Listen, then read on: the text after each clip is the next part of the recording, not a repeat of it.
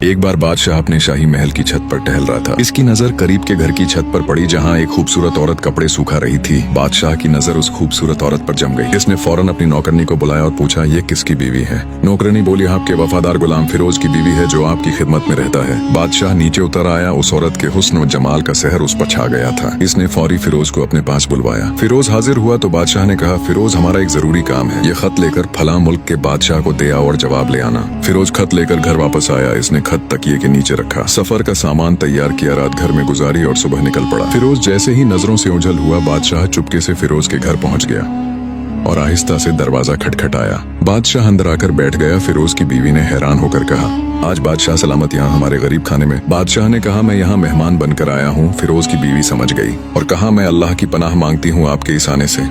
बादशाह गुस्से में आ गया, क्या कह रही हो? मैं बादशाह हूँ, तुम्हारे शौहर का मालिक मुझे पहचाना नहीं? फिरोज की बीवी बोली, पहले मालिक मेरा अल्लाह है, दूसरे मालिक फिरोज, उसके सिवा कोई नहीं। फिरोज की बीवी ने बहादुरी से कहा, मैं जानती हूँ आप बादशाह हैं, लेकिन शेर को चाहे कितनी भी भूख हो वह मुर्दार नहीं खाता। इसने मजीद कहा, बादशाह सलामत, आप इस कटोरे में पानी पीने आ गए हैं। जिसमें आपके कुत्ते ने पानी पिया है आपके शायान शान नहीं। जिस पांव आए हैं वापस चले जाओ बादशाह सलामत। मैं अपने अल्लाह पाक को नाराज नहीं कर सकती, न कभी ऐसा कर सकती हूँ। बादशाह उस औरत की बातों से बहुत शर्मसार हो गया। वह कुछ न कह सका और जल्दी में वापस चला गया, लेकिन अपनी एक चीज वहीं भूल गया। इधर फिरोज को रास्ते में याद आया कि खत तो घर पर भूल आया हूँ। इसने फौरन घोड़ा वापस मोड़ा और तेजी से घर की तरफ दौड़ा।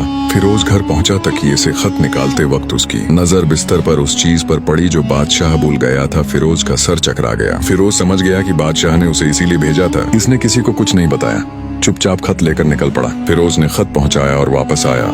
बादशाह ने खुश होकर इनाम में 100 दिनार दिए। फिरोज ने दिनार लेकर बाजार से औरतों के कीमती कपड़े खरीद ली। फिरोज घर आया और बीवी से कहा, यह बादशाह का इनाम है, तुम नए कपड़े पहनकर अपने मायके चलो और अपने वालिदैन को दिखाओ, मैं तुम्हें छोड़ाता हूँ। बीवी अपने वालिदैन के घर पहुंची।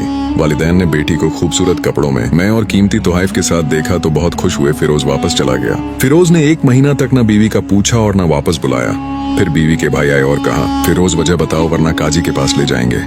फिरोज ने कहा, चाहो तो काजी के पास ले चलो, मेरी जिम्मेदारी मैंने पूरी कर दी। वह लोग फिरोज को काजी के पास ले गए। भाइयों ने मिसाल दी, हमने बाग, दरख्त, फल और मीठे पानी का कुआं उसके हवाले किया।